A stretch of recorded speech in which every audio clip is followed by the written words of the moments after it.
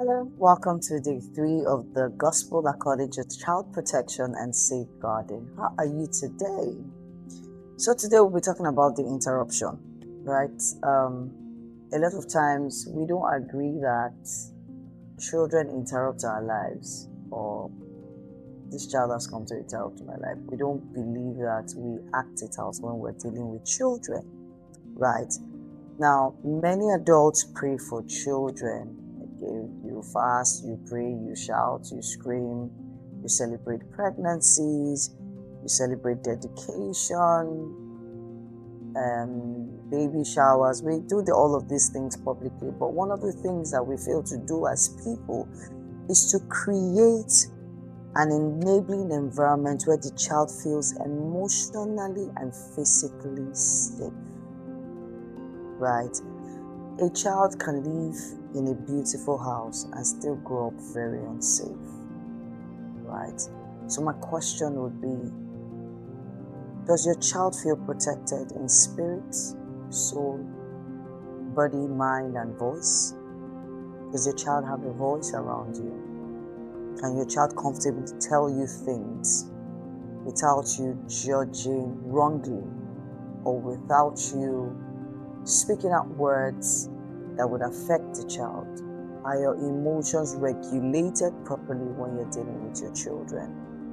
Now remember that the family is the first point of contact with the world that a child has, right? And this is supposed to shape their initial experiences and perception about the world. So what kind of family are you bringing that child that you've been crying to the Lord for? What kind of family are you bringing the child into? What kind of family are you bringing that child that you've been waiting for a long time? That it took you so much time to prepare to get this child.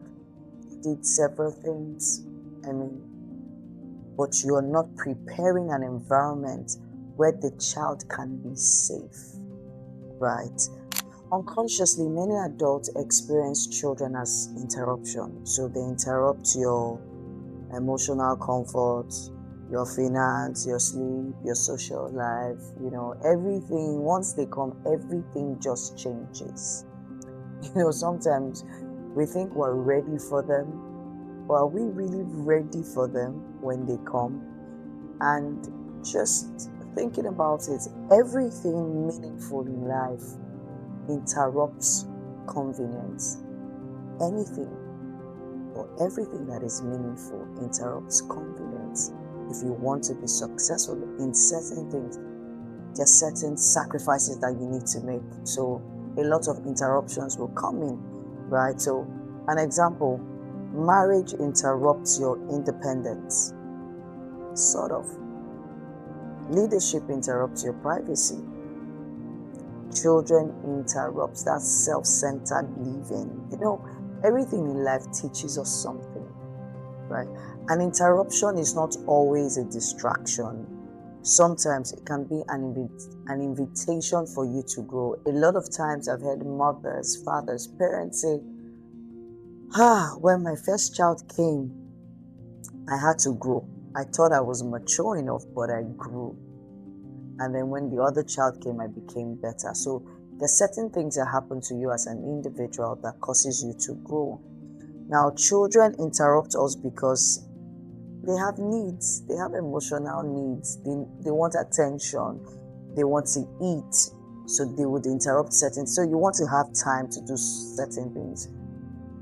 Your child will interrupt you. Safety needs. I'm hungry. Relational needs. Name them. They definitely will interrupt you. Now, children do not understand when we now start to react. When we say things like, I'm stressed, they don't know that you are stressed. I don't want to talk right now. They don't get it, right? And so their interpretation of what you might be saying might just be a form of rejection for them, right? They simply are experiencing something different from what you are saying, right? So it's either you are available or you're not available. It's either you love them or you don't love them. So Sometimes their interpretation of our responses to what they are asking for is what forms how they behave towards us, right? Children, may interrupt, your comfort today, but how you respond to those things that they say, or how you respond to those interruptions, shapes their emotional future. They begin to wonder, am I really needed?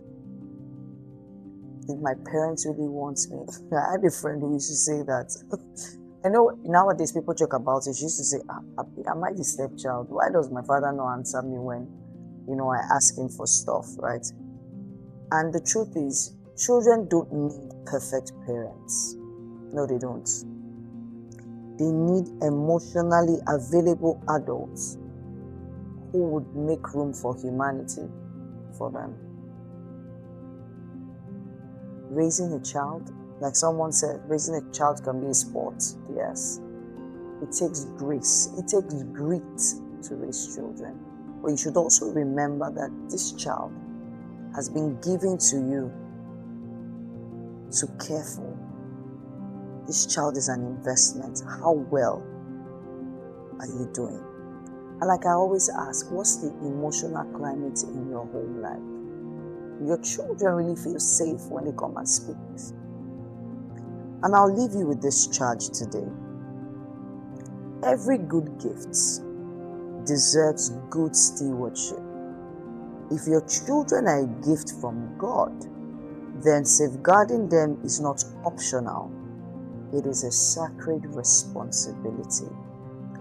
One day, all of the noise that you hear from your children in your house will be no more. It will become silent.